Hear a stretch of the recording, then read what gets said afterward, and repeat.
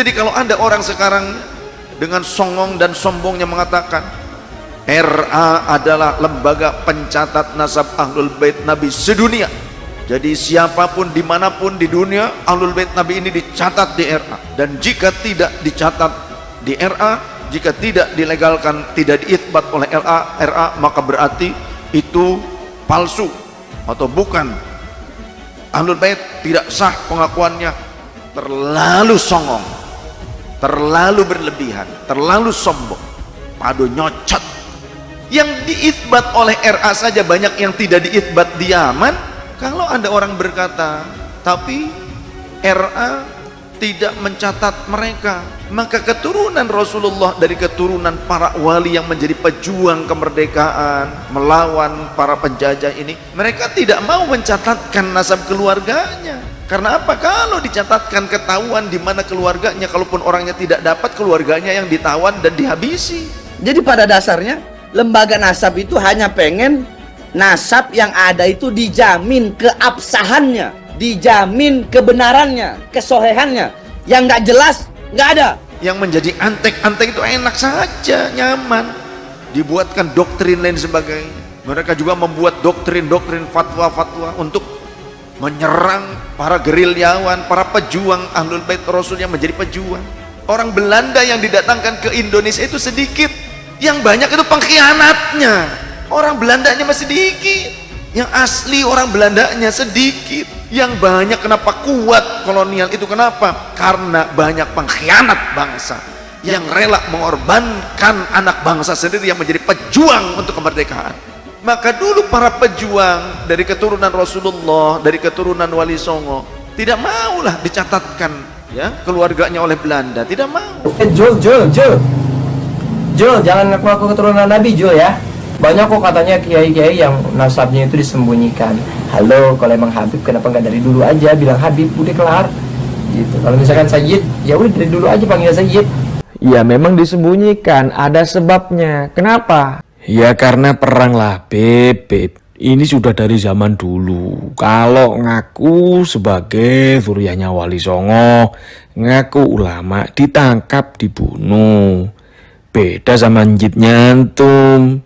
Njit Nyantum itu kan teman akrabnya Senok Horgonye, sahabat baik Mufti Batavia.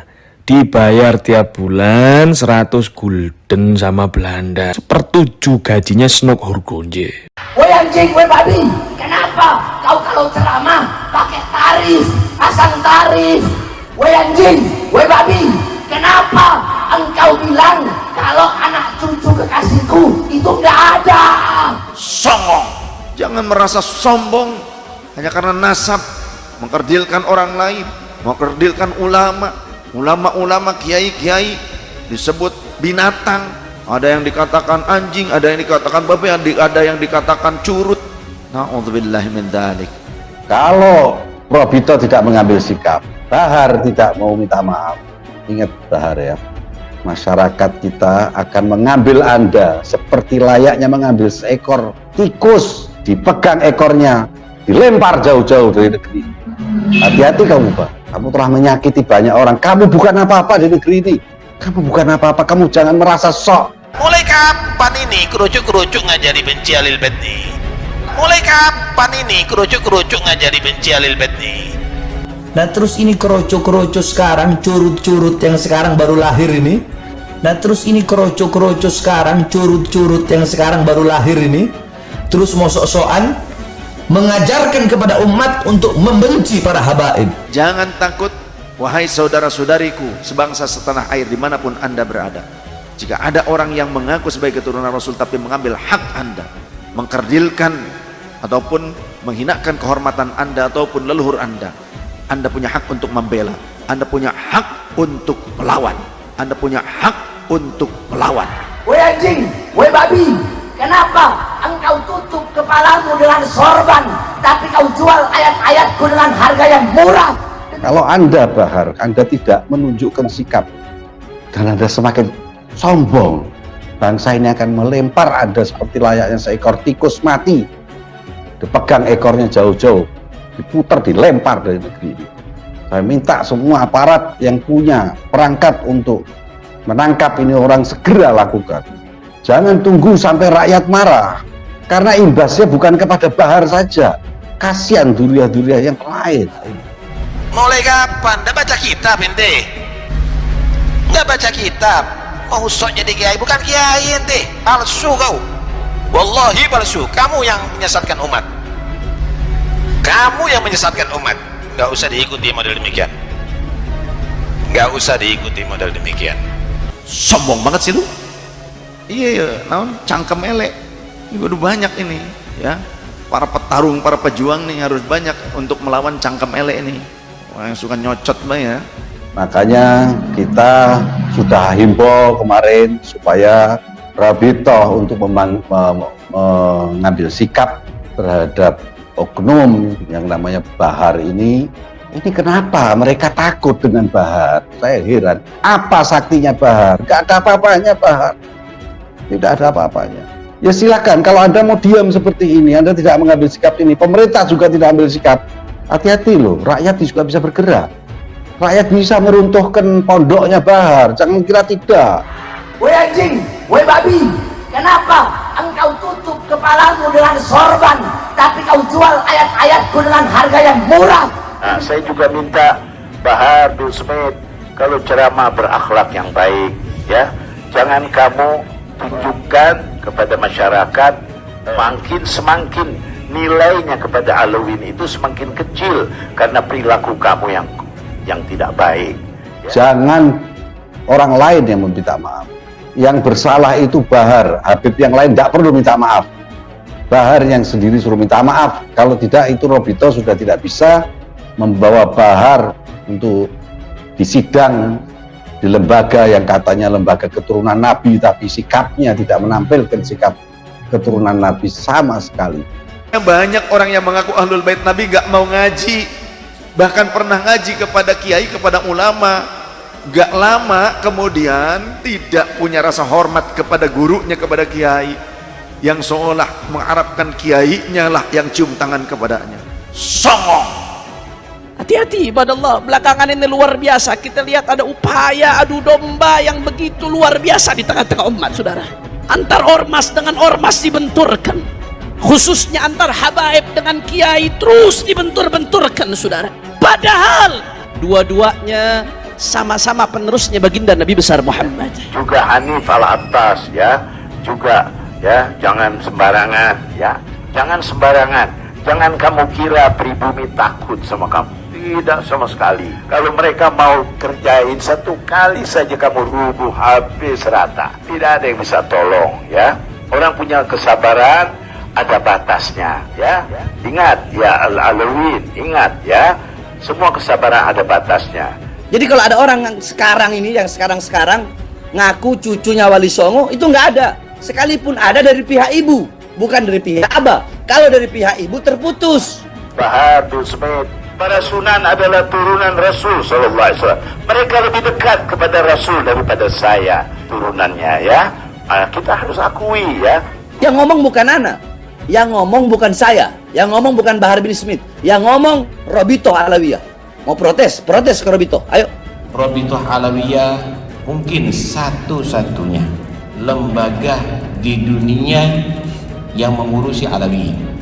Di Hadramut tidak ada Robito, satu-satunya, dan ini adalah warisan yang luar biasa yang harus kita jaga. RA Robito Alawiyah adalah satu organisasi massa, ormas. Organisasi ini didirikan dan disahkan oleh pemerintah Belanda. Ini disahkan oleh pemerintah kolonial Belanda di saat zuriyah Rasul, Ahlul Bait Rasul dari keturunan Wali Songo selalu melawan kepada Belanda, selalu mengerahkan gerilya untuk memberontak kepada pemerintah Hindia Belanda. Karena banyak anak cucu keturunan Wali Songo, mereka tidak menjaga. Jadi jangan salahkan Robito, jangan salahkan Nagoba. Kalau Robito, kalau Nagoba mengeluarkan surat bahwasanya ya memang nggak ada. Ini semuanya datanya, tahu nggak dari mana? Dari Belanda, dari company, dari kolonial, penjajah. Itu ada, silakan cek sejarahnya itu. Yang memberikan sumber sejarah siapa? Ada nama Snoek Hurgonje, ada Van den Berg. Nah, ini semua pemalsu sejarah semua ini, termasuk nasabnya Wali Songo dipalsukan sama mereka. Karena itu Rabithah Alawiyah kita sudah menasional, dan kita insya Allah akan lebih kembangkan dengan dibukanya DPC yang baru. Rabithah Alawiyah itu, kata Abu Ya Habib Abu Bakar, mereka Rabithah ini, RA ini gak punya catatan keturunan Wali Songo, karena Wali Songo sudah jauh lebih dulu datang ke Indonesia, dan mereka itu punya kerajaan, punya kesultanan, dan mereka juga punya anak keturunannya, mereka juga punya orang-orang pencatat nasab punya.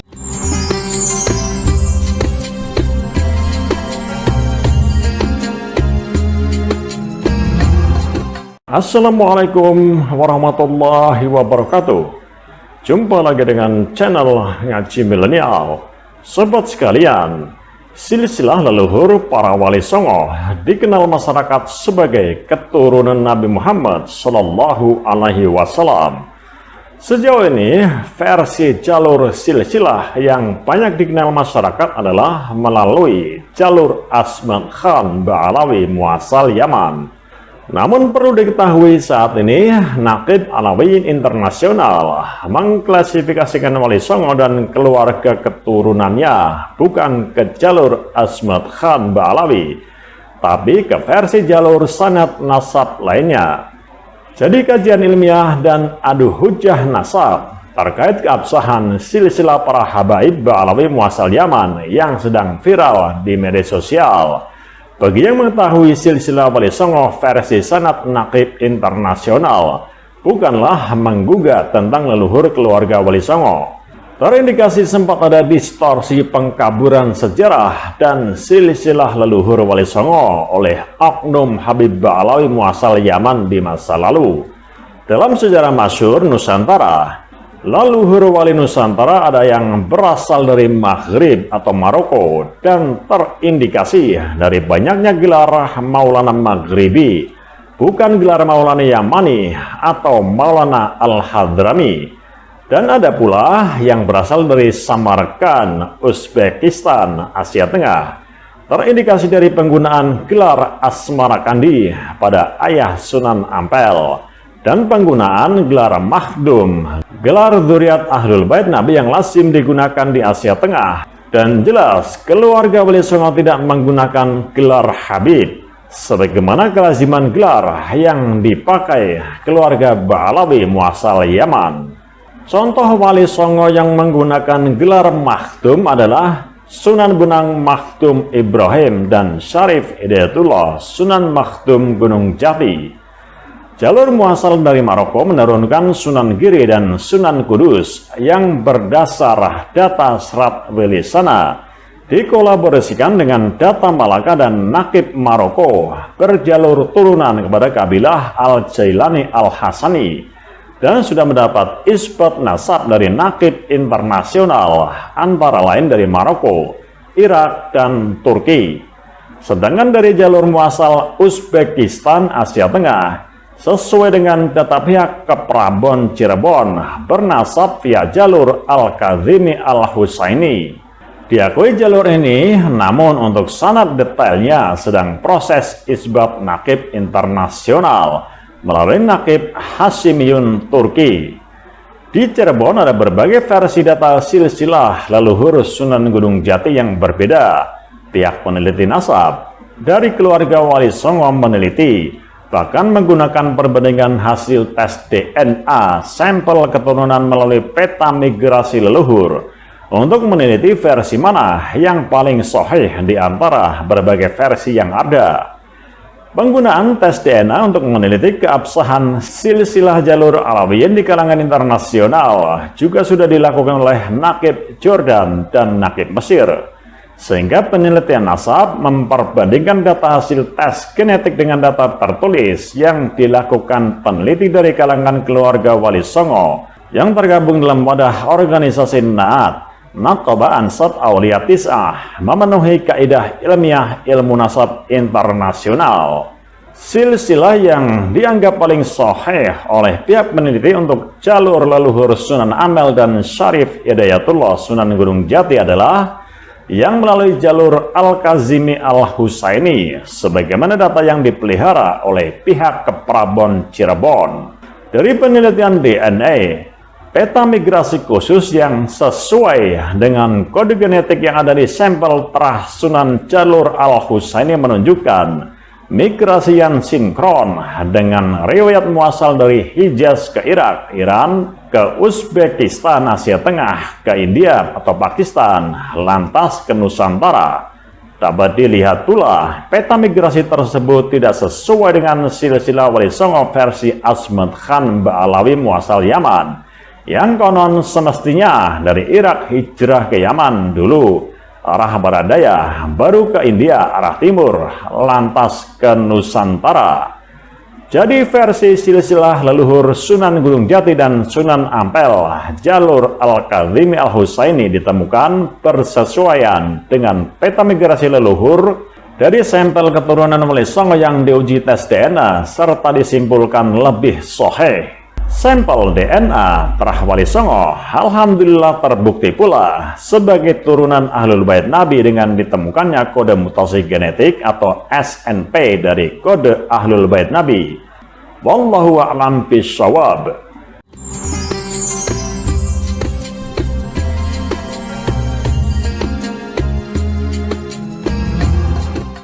Ada makalah dari seorang ulama salafus soleh, ulama yang hidup di kurun 3 abad pertama Hijriah. Qala ahadun minas salafi, innamal ilmu mawahibun yu'tihi Allahu man ahabba min khalqihi. Sesungguhnya ilmu itu merupakan anugerah yang agung yang Allah hanya memberikannya kepada orang-orang yang Allah cintai dari kalangan hamba-hambanya. Walaysa yanaluhu ahadun bil hasabi. Ilmu itu tidak diperoleh karena nasab. Walau kana li'illatil hasabi lakana awlan nasi bihi ahlu baitin Nabi SAW. Andaikan nasab menjadi sebab seseorang mendapatkan ilmu, maka tentu anak keturunan Nabi, ahlul bait Nabi lah yang paling berhak di antara manusia untuk mendapatkan banyaknya ilmu. Tapi buktinya banyak orang-orang yang bukan ahlul bait Nabi, mereka itu menjadi orang alim, betul. Dan sebaliknya banyak orang yang mengaku ahlul bait Nabi gak mau ngaji, bahkan pernah ngaji kepada kiai, kepada ulama, gak lama kemudian karena dia dianggap mulia oleh masyarakat, dia bikin majelis, kemudian bikin majelis ratib, maulid, lalu bersikap tidak sopan kepada gurunya yang dulu ngaji kepada gurunya. Ini kejadian nyata. Sahabat saya al-maghfur lah Kiai Amrin Solihin, ya Allah yarham, di Cikarang, Kiai NU Tulen, ada orang mengaku keturunan Nabi, pernah ngaji kepada beliau, kemudian bikin majelis karena masyarakat menghormati Nabi sebagai mengaku orang yang mengaku sebagai keturunan Nabi, dihormati orang datang. Ketika sudah punya majelis sendiri, tidak punya rasa hormat kepada gurunya, kepada kiai, yang seolah mengharapkan kiainya lah yang cium tangan kepadanya. Songong, sombong banget sih lu. Bisanya apa? Kalau punya keinginan, minta duit paksa kepada jamaahnya. Mas Fauzan MARC yang menjadi korbannya, ya Azmil MARC yang jadi korbannya, banyaklah kayaknya yang jadi korbannya. Makanya mereka sekarang ngaji ke saya, nggak ngaji lagi ke sana. Ya, kenapa? Karena menjadi korban pemerasan. Ada yang diminta, sekali minta 5 juta, kalau enggak marah, ente kualat, nggak dapat syafaat ente. Ya Allah, Kiai Amrin rumahnya didatengin, Kiai Amrinnya masih di luar, hadir pengajian saya. Orang ada yang datang di rumah, ketika pergi dompet hilang, ponsel hilang, kitab Kiai Amrin juga dibawain. Ya Allah, makanya nak, ini kitab-kitab saya tolong dijaga ya. Kalau ada orang-orang mau ngambil, bagaimana? Lelapkan baik dia dah. kolam direncah bae ngarah jadi makanan iwak bae lah, tuman. Jangan takut ya. Kita ini mencintai Ahlul Bait Nabi. Habib Abu Bakar telah memberikan nasihat kepada mereka-mereka yang mengaku Ahlul Bait Nabi tapi tidak sopan, mulut kotor, mengkerdilkan, menghinakan orang lain. Habib Abu Bakar Al-Attas Az-Zabidi sampai memberikan ultimatum kepada orang-orang oknum-oknum tersebut. Kata Abu Yazid, termasuk juga kepada orang-orang yang mengatakan Wali Songo tidak punya anak keturunan, tidak punya keturunan dari anak laki-laki, tidak punya anak laki-laki. Abu Yazid Abu Bakar bilang, Habib Abu Bakar Al-Attas Az-Zabidi, beliau bilang, Mufti Ternate tapi tinggalnya di sini di Depok, majelisnya. Wali Songo itu Ahlul Bait Nabi. Dan Wali Songo punya anak, punya keturunan, anak laki-laki ada. Kalau ada orang berkata, tapi RA tidak mencatat mereka. RA itu baru dibentuk oleh pemerintah Hindia Belanda, VOC, pemerintah kolonial Belanda tahun 1928. Ya. RA itu baru dibentuk, baru ada, disahkan, ditandatangani oleh pemerintah Hindia Belanda. RA Rabithah Alawiyah adalah satu organisasi massa, ormas Islam. Kemudian tipenya LSM, Lembaga Swadaya Masyarakat. Organisasi massa Islam yang bergerak menghimpun WNI keturunan Arab. Organisasi ini berdiri pada tanggal 27 Desember 1928, tidak lama setelah Sumpah Pemuda.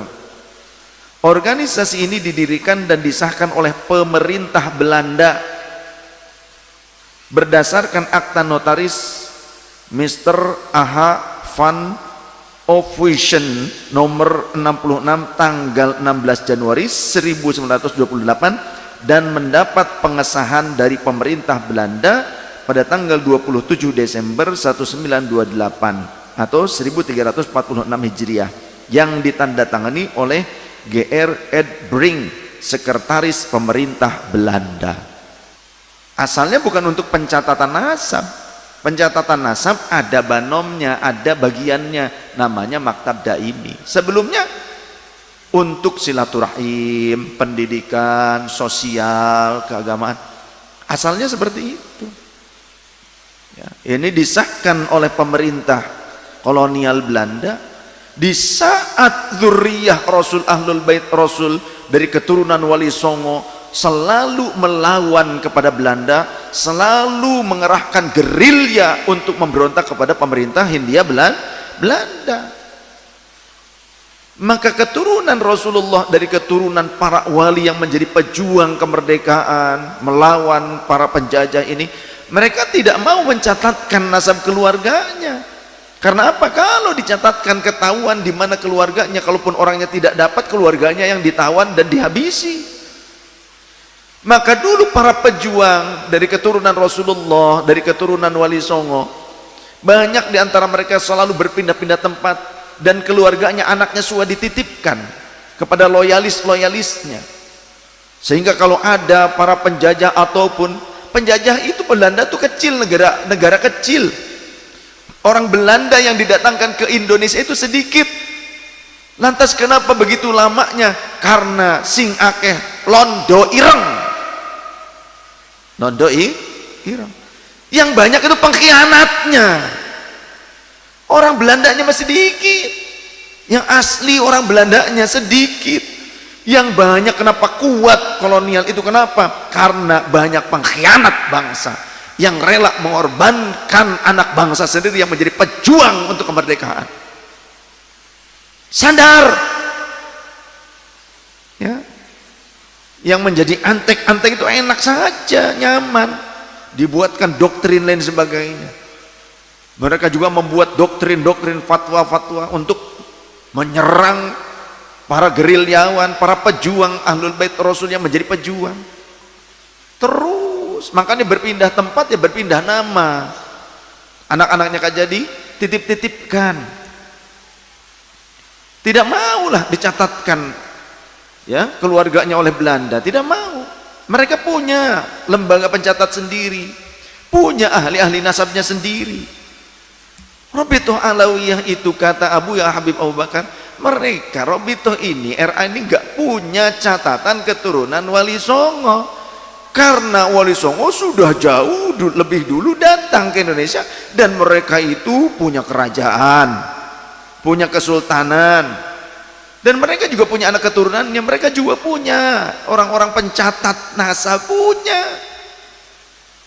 Jadi kalau ada orang sekarang ya dengan songong dan sombongnya mengatakan RA adalah lembaga pencatat nasab Ahlul Bait Nabi sedunia, jadi siapapun dimanapun di dunia Ahlul Bait Nabi ini dicatat di RA, dan jika tidak dicatat di RA, jika tidak dilegalkan, tidak diitsbat oleh RA, maka berarti itu palsu atau bukan Ahlul Bait, tidak sah pengakuannya. Terlalu songong, terlalu berlebihan, terlalu sombong.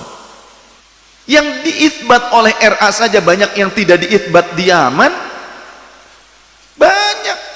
Ini pengakuan dari mereka yang sudah punya paspor buku nasabi RA ketika mereka mondok di Habib Umar, di Habib Abu Bakar Al-Adani, kemudian nanya contoh ke Habib Ali Al-Masyhur, kakaknya Habib Umar yang ahli nasab, seorang munsib, seorang naqib.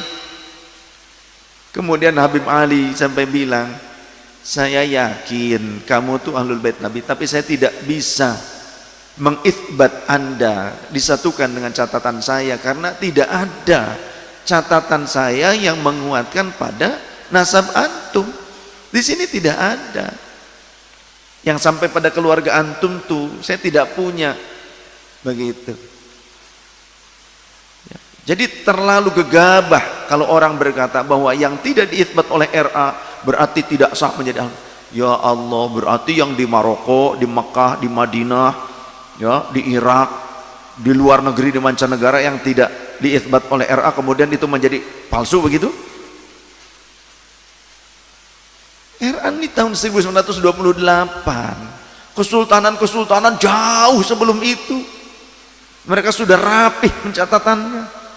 Bahkan manuskrip-manuskrip kuno itu sampai ada adat di mana membukanya itu hanya setahun sekali.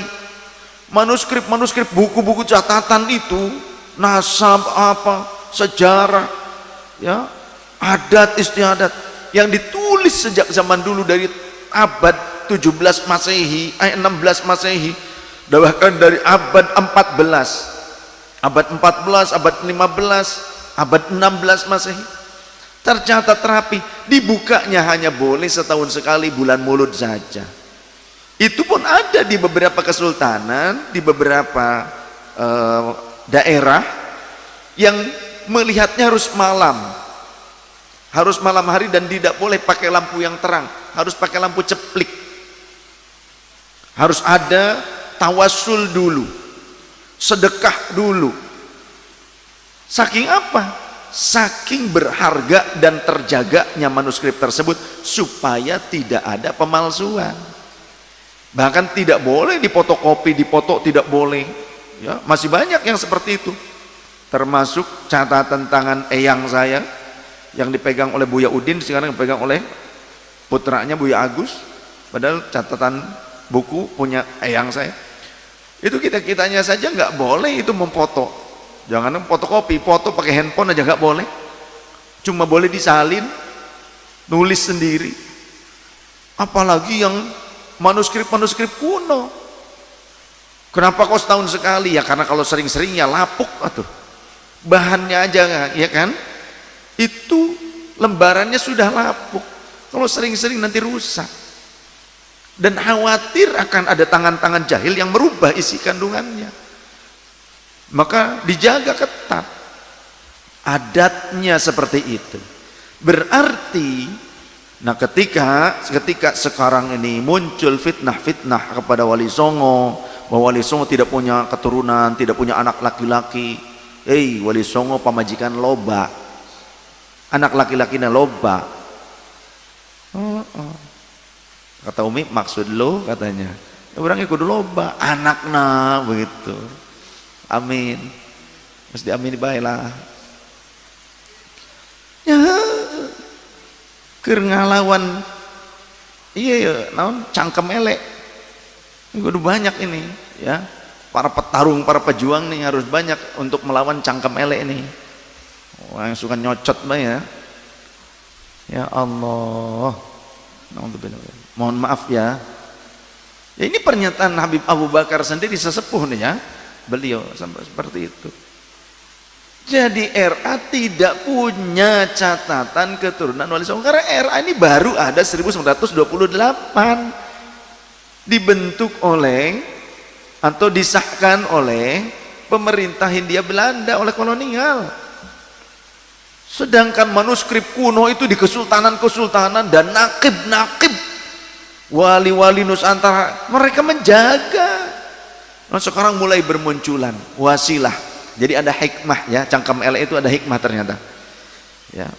Munculnya para cangkem elek ini ada hikmah. Memunculkan generasi-generasi para penyimpan manuskrip-manuskrip kuno untuk muncul, bahkan mereka memvalidasi, artinya mencoba terus bukan mengkonversi ya, apa ya, coba mencari kelanjutan-kelanjutan ataupun sejarah hikayat, catatan-catatan yang bisa menjelaskan, memperkuat catatan yang dimiliki di sini. Mereka cari, kalau ini keturunan dari ini adanya di mana? Oh, ini pernah tinggal di contoh tinggal di Campa atau tinggal di Malaka. Maka dicari. Ini tim peneliti manuskrip dan nakib dari keturunan Wali Songo, ya, Robitoh dari keturunan Wali Songo, ahli-ahli nasab munsib dari keturunan Wali Songo. Mereka akhirnya coba menyambungkan, mereka mencari dulu di mana nih, ada di Malaka, di Malaysia. Mereka cari ke Malaka, siapa pemegang manuskrip kuno. Kemudian ada di sana seperti Syekh Haji Malik. Kemudian dilihat, dipelajari, oh ternyata keterangannya ada di situ. Kemudian ke Campa, mereka berangkat lagi ke Campa bersama-sama, ya, dari kesultanan-kesultanan ini berangkat bersama-sama. Kemudian, oh ternyata ini datanya ada di sini juga, terus semakin memperkuat. Dari data ini, kata munsib-munsib yang dari Campa Malaka, ini sudah diithbat oleh nakib dari Maroko. Maka dari Maroko datang. Ini juga sudah diithbat oleh nakib dari Uzbekistan. Ada yang ke Uzbekistan. Ini juga sudah diithbat, ada catatannya di sana, di Damaskus Suriah. Pergi ke Suriah, teman-teman tuh. Ada juga yang ke Irak, ke Baghdad dan ke Basrah, berangkat ke Irak. Ada juga yang catatannya ada di Madinah, ya, ada mereka berangkat juga ke Madinah. Terus yang dari luar juga datang, ya. Seperti itu. Dan hikmahnya besar. Jadi tersambunglah sejarah ini. Terkuak yang tadinya tertutup, distorsi-distorsi itu pun akhirnya diluruskan, sejarah ini diluruskan. Alhamdulillah. Maka kami juga sangat mengapresiasi, ya, para sahabat, tim peneliti sejarah, tim peneliti manuskrip dan munsib serta nakib yang tulus, bukan modus, ya, yang mereka memperjuangkan kehormatan para zurriyah Rasul, ahlul bait Rasul dari kalangan wali-wali Nusantara, diantaranya Wali Songo. Wali Songo itu bukan cuma 9 orang, tapi Wali Songo itu dewan wali yang di setiap generasinya itu ada 9. Ada 9 ini dewannya gitu loh. Sedangkan walinya selain yang 9 ya banyak. Nanti kalau ada yang meninggal, satu dari anggota dewannya tersebut nanti digantikan oleh siapa gitu. Ini dewan musyawarahnya para wali. dewan penentu, penetap, mufti lah itu, dewan mufti. Ya, selebihnya banyak ahlul bait dan para wali yang tidak masuk ke dalam 9 kelompok ini, tapi mengikuti ke-9 orang tersebut. Itu dewan wali. Jadi ada beberapa generasi wali songo itu. Jadi nanti kalau ada yang meninggal gantikan oleh generasi berikutnya, ya. Cuma yang masyhur memang yang sering kali kita ziarahi sekarang. Mari kita bersama-sama membangun peradaban yang bermartabat, berakhlak mulia. Jika kita memang keturunan Rasulullah, jaga nama baik Rasul dengan akhlak kita. Mulialah dengan ilmu dan amal soleh serta akhlak dan adab. Andai pun kita panjenengan, saya yakin kalau saya ahlul bait Nabi, ya. Kemudian jika ada di antara panjenengan yang merasa bukan ahlul bait Nabi, jangan merasa putus asa.